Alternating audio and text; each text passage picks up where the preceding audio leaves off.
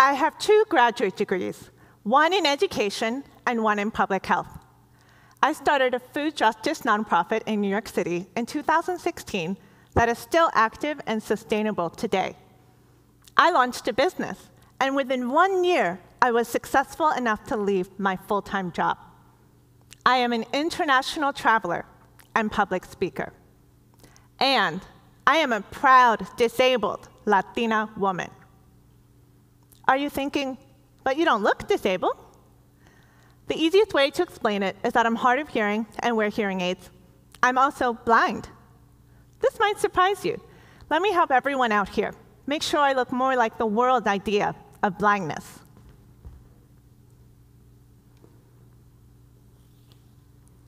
That better?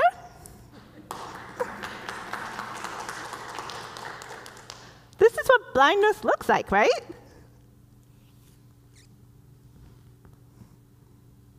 Well, blindness actually looks like me too. I have about 5% of my vision remaining due to Usher syndrome.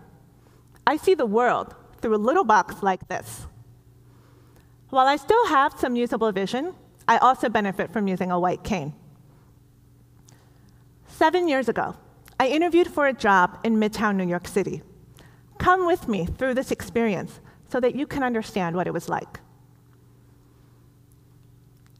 We leave our apartment early to make sure we have plenty of time to travel to the interview, because learning a new route is stressful. When we find the office building, we enter the lobby and scan the area for the elevators. We look for people lining up, because that's how we find the elevators.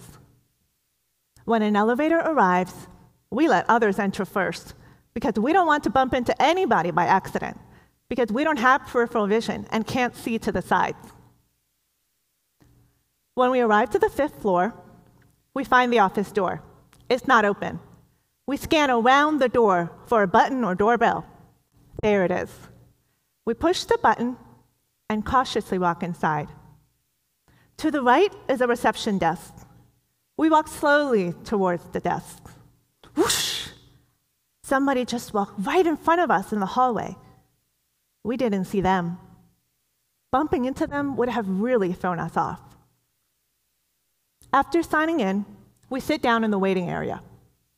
We start to scan the area around us and get a sense of the office layout. We start to feel more comfortable. That is, until the interviewer comes over to greet us. We know we cannot miss their handshake, or else we would not make a good first impression. Because we can only see what we are directly looking at with our little box of vision, we lean back a bit and look down, anticipating a handshake. Success. The interviewer asks us to follow them. We follow behind slowly to make sure we do not bump into anything. When we arrive to a small office, we quickly scan the room for obstacles. We take a few steps towards the chair, place a hand on the seat of the chair to confirm it is where we think it is, and then sit down. We exhale a sigh of relief. Now we are finally done with navigating all of the obstacles. We raise our chin up to face the interviewer confidently. Now our brain can focus solely on communicating why we are the best fit for this role, our dream job. Like many disabled people, I hid my disability during the interview process. Thanks to the work of disability rights activists, the Americans with Disabilities Act was passed in 1990. Because of this, I am protected by the ADA from discrimination due to disability in the workplace. But I was still scared. If the employer knew about my blindness, they might have thought, she will be an expensive employee. She can't do the field work required for this role. The employer could have assumed what my capabilities were, what my limitations were, without asking me and without understanding my actual lived experience. I bet you've heard that honesty is the best policy. But is it really the best policy when it comes to disclosing a disability when that could be the reason you don't get hired? While it is illegal, discrimination is still happening. According to the US Bureau of Labor Statistics, in 2021, disabled people were about 2 times more likely to be unemployed than non-disabled people. Many disabled people have disabilities that are not possible to hide or conceal in the interview process. But some of us have a choice. Should we disclose our disabilities? Some people think disabled people should always disclose in the interview process their response to discrimination and not getting hired. You didn't want to work there anyway. You didn't want to work at a place that discriminates against disabled people. But the problem that many disabled people face is that discrimination is so common that they don't feel they'll get any job if they disclose. These disabled people say, I need to work. I need a job to pay for my expenses. I can't afford to lose these opportunities. I asked some disability employment lawyers what their recommendations were. Both lawyers that I spoke to advised that disabled people should not disclose until after they are hired if they're able to do so. They wish they didn't have to recommend this, but ableism and discrimination are still commonplace in our society. Disclosing is such a personal decision. In a 2019 Harvard Business Review article, they cite a study that found that only 21% of disabled employees disclosed to HR. According to 2018 data from the CDC, 1 in 4 adults in the United States is disabled. What does this mean for employers and leaders? This means that employers and leaders have a lot of disabled employees that they don't know about. Employers might be thinking, what a problem. What can we do to get more disabled employees to disclose? Let's ask this question instead. Instead of asking our disabled employees to disclose, how might we create a workplace culture that is accessible and inclusive for everyone? Currently, many disabled employees are overworking to adapt to inaccessible or non-inclusive work environments on top of managing a full workload. These employees are surviving, not thriving. We're talented employees, and we have all different kinds of disabilities. Disabilities like ADHD, dyslexia, dyscalculia, chronic illness, cerebral palsy, Maffucci syndrome, depression, anxiety, diabetes, chronic migraines. You may not know what all of these are, but all of these are disabilities. Employers and leaders, accept that disabled people are already in your workforce and that our work is valuable. You need us as part of your company.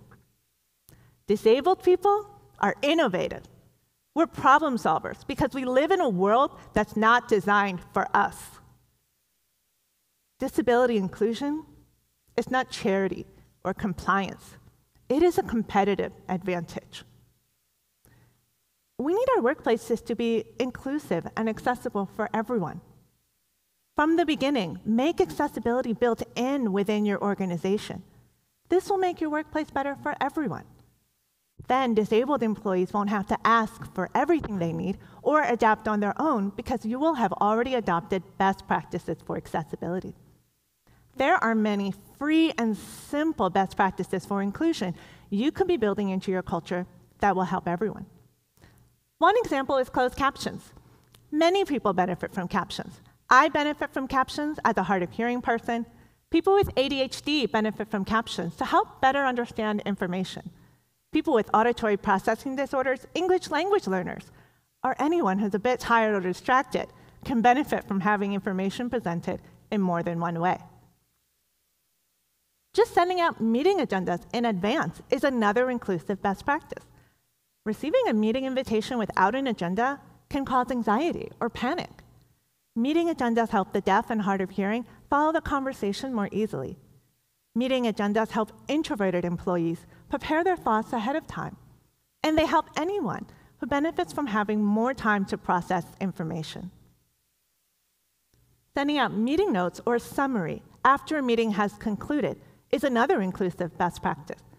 Meeting notes help ensure that the deaf and hard of hearing don't miss any important action items or decisions. Meeting notes help those with memory issues or learning disabilities.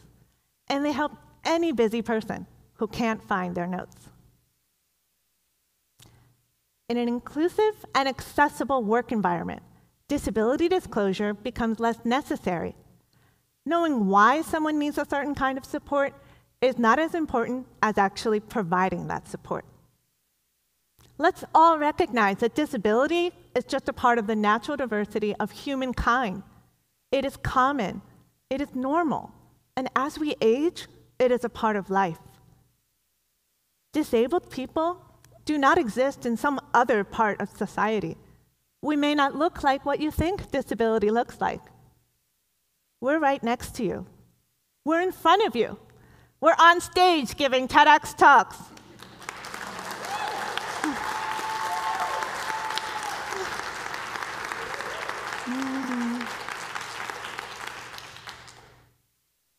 Disability inclusion must be prioritized in the successful workplace of the future.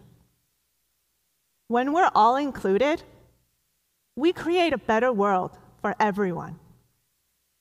Thank you.